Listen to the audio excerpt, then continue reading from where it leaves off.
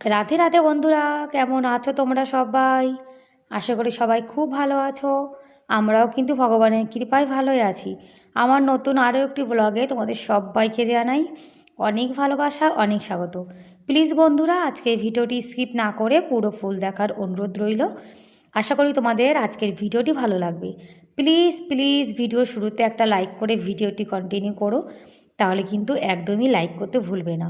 আর সবাই তো জানো যে একটা ভিডিও কত কষ্ট করে বানাতে হয়, তারপরে সেই ভিডিওতে যদি ভিউজ লাইক কিছু না আসে তাহলে কি ভালো লাগে? আজকে সকালে দুপুরে কিন্তু একবারে রান্না করে নিয়েছি, ভাত করেছি, কাঁচকলা আলু তরকারি করেছি, উচ্ছে ভাজা করেছি, এদিকে ডাল বসিয়ে দিয়েছি। আজকে তো ছেলের স্কুল নেই, সেই জন্য আটাও একটু কম আছে। তা ভাবলাম তাহলে আজকে আর রুটি বানাবো না, ভাতই করব। আর আমি একটু ব্রেড ফ্রাই খেয়ে নেব। আমার জানো তো সকালে একদমই ভাত খেতে ইচ্ছা করে না। এমনিতে আমি একটু হেলদি হয়ে যাচ্ছি, তারপরে যদি সকালে পেট ভরে ভাত খাই তাহলে তো আমি আরও মোটা হয়ে যাব। সেই জন্য আমি সকালে চা আর ব্রেড খাবো। আর বাচ্চা কাচ্চাদের ভাত, মানে বাচ্চা, দুই বাচ্চা আর বাচ্চার বাবা ভাত খেয়ে নেবে। আমরা কিন্তু প্রতিদিন সকালে রুটি খাই, তোমরা তো দেখো। কখনো কখনো মন চাইলে তখন একটু ভাত খাই, তাছাড়া রুটি খাওয়া হয় বেশি। আর এটাই হলো আজকে সকালের আমার খাবার। আর ওনাদের তো খাওয়া দাওয়া হয়ে গেছে। আর এখন চলে এসেছি ঘরটা গুছিয়ে নেব। আজকে কিন্তু ঘর আমি আর আমার ছেলে, আমরা দুজনে মিলেই গুছিয়েছি। আমার ছেলে জানো তো কখনো কখনো মন চাইলে আমাকে অনেক কাজে হেল্প করে। তা আমার সোনা ওদিকে টিভির পেছনে একটু ধুলো ছিল, সেটা পরিষ্কার করছে। এদিকে আমি বেড কভারটা চেঞ্জ করে নিচ্ছি। আর বাড়িতে বাচ্চা থাকলে দেখবে ঘর বাড়ি, বিশেষ করে ঘরের বেডটা কিন্তু একটু বেশি নোংরা হয়। কেননা ওরা এখানে বসে বই টই পড়ে, তো ওইখানে খেলা করে, এই জন্য বেড কভারটা ভীষণ নোংরা হয়ে যায়।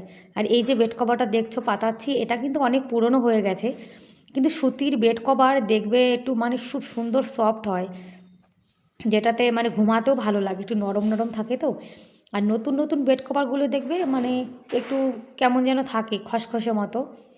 যখন পুরনো হয়ে যায় আমার তো মনে হয় তখনই বেড কভারগুলো মানে ঘুমাতে বেশি ভালো লাগে, একদম সফট হয়ে যায়। একটা বেড কভার কিনতে হবে। আর এখনও কিন্তু আমাদের এখানে গরম পড়েনি জানো তো। কদিন থেকে একদিন পরে একদিন বৃষ্টি হচ্ছে, সেই যে ফেব্রুয়ারি মাস থেকে বৃষ্টি শুরু হয়েছে, দুদিন পরে বৃষ্টি, দুদিন পরে বৃষ্টি, মানে ওয়েদারটা একদম পুরো ঠান্ডা। পাখা চালালে কাঁথা মুড়ি দিয়ে ঘুমাতে হয় জানো তো, এমন ঠান্ডা পড়েছে।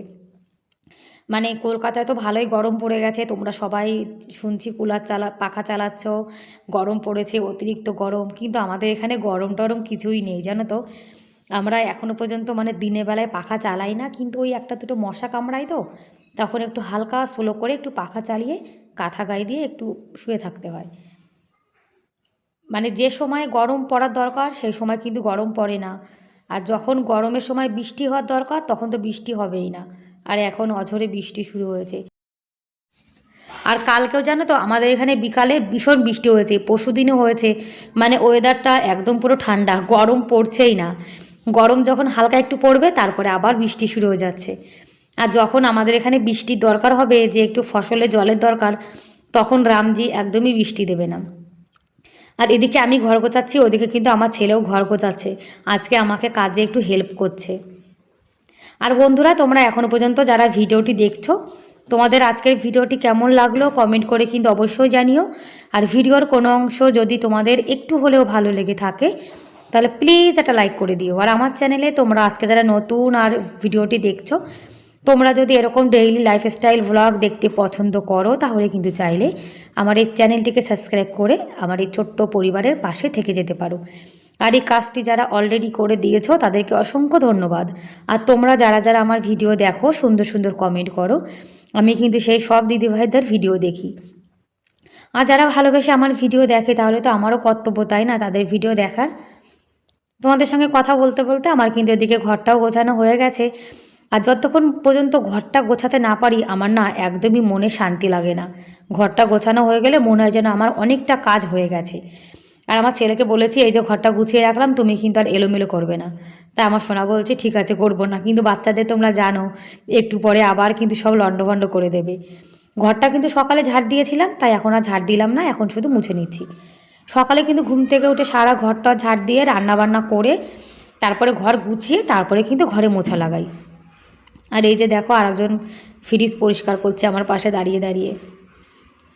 আর এখন তো গরমকাল চলে এসছে, গরমকালে এখন প্রতিদিন মানে ঘর মুছতে হবে। আর প্রতিদিন কি দিনে যদি দুবার ঘর মোছা যায় তাহলে তো আরও ভালো, কেননা রাজস্থান তো ধুলোর দেশ, এখানে শুধু বালি আর বালি, আর হাওয়ায় শুধু ধুলো ওড়ে। ঘর বাড়ি জানো তো একদম পুরো ধুলো হয়ে যায়। এই যে ফ্রিজটা রাখা রয়েছে, এই ফ্রিজটা কিন্তু সকালে পরিষ্কার করি, বিকালের দিকে আবার এর উপরে ধুলো হয়ে যায়। মানে কাজ করে আর শান্তি নেই জানো তো ধুলোর জন্য। এই জন্য আমি মনে করি ঘর বাড়ি একদম মানে আটকানো ঘর বাড়ি ভালো, যাতে জানলা টান্না কিছু নেই, তাহলে ধুলো ময়লা কিছুই আসবে না। আর এই যে এখানে মোছা লাগাচ্ছি, এখানে কিন্তু রান্নাবান্না করেছিলাম, তা দেখলাম যে একটু হলুদের দাগ পড়ে রয়েছে। তা ভাবলাম যে এভাবে না মুছে মানে বসে বসে একটু ভালো করে ডোলে ডোলে পরিষ্কার করতে হবে, তা না হলে ওই হলুদের দাগগুলো জানো তো একদমই উঠতে চায় না। আর তারপরে যেখানে রান্নাবান্না করা হয় সেখানে একটু মানে অয়েলি অয়েলি ভাব হয়ে যায় তো, আর তখন দেখতে একদমই ভালো লাগে না। আর প্রতিদিন যদি রান্নার পরে একটু এভাবে মোছা যায় তাহলে কিন্তু দেখবে মানে ভালো লাগে দেখতে। আর প্রতিদিন সেই কিন্তু একই রকমের কাজ করতে হয়, আর তোমাদের সঙ্গে সেই একই রকম ভিডিও শেয়ার করি।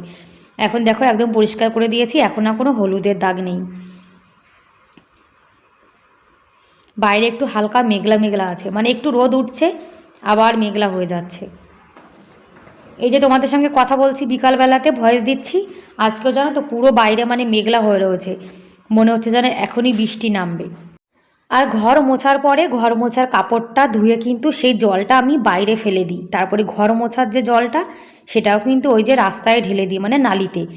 তা না হলে পুরো একদম যেন তো বাথরুমের মধ্যে ফেললে এই জলটা বাথরুম পুরো বালি বালি হয়ে যাবে, যার জন্য বাইরে ফেলে বালতিটা কিন্তু ধুয়ে রেখে দিয়েছি। আর জামা কাপড় যা আছে সেগুলো নিয়ে চলে এসেছি উপরে। আর আজকে যেন তো মেঘলা মেঘলা রয়েছে, হালকা হাওয়া চলছে, সেই জন্য জামা কাপড় একটু সকাল সকাল ধুয়ে দিলাম যাতে তাড়াতাড়ি শুকিয়ে যায়।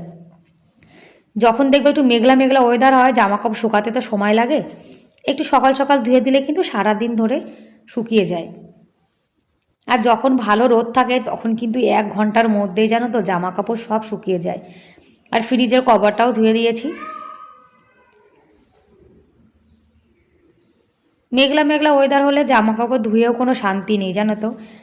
আর ঘর মানে পা মোছাগুলোও ধুয়ে দিয়েছি।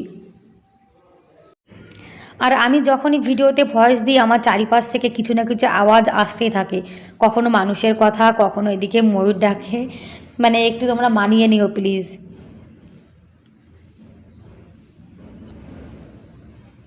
আজকে তো পাপোশগুলো ধুয়ে দিলাম, শুকাবে কি না তাও জানি না।